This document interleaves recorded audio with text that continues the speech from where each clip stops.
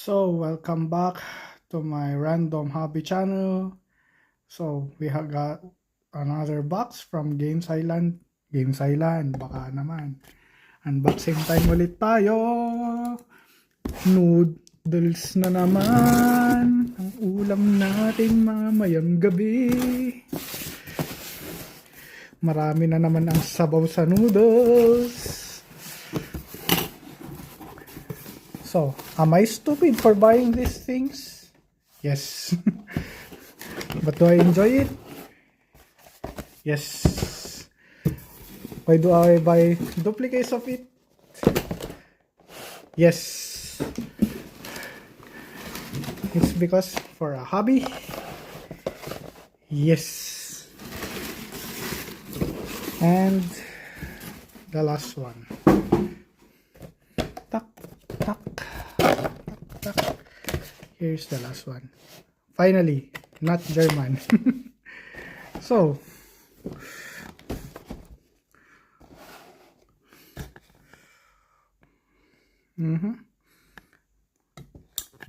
do I have it already? Yes. Why did I buy it? Because I'm just starting and looking at my collection. Ganda niya tignan pala pag naka-display yung mga boxes. So, sorry. Di pa ako nakakapaglinis. So,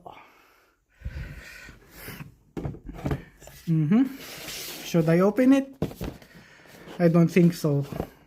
Why not the collector booster? The collector's edition. Yeah. It is Toyer as F.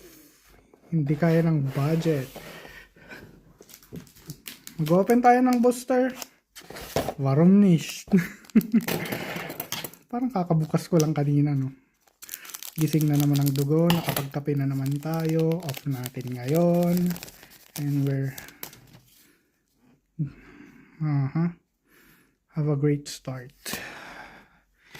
Insomnia Crown City. Overkill. Oh, Newfound Adventure. Fairsick. Oh, we have double foil. Nice. Okay na din. Zero Paradise. Schemes. So, that's all. Okay. So, puro mga churvalo na yan. So, dapat di ko na binuksan. Ciao!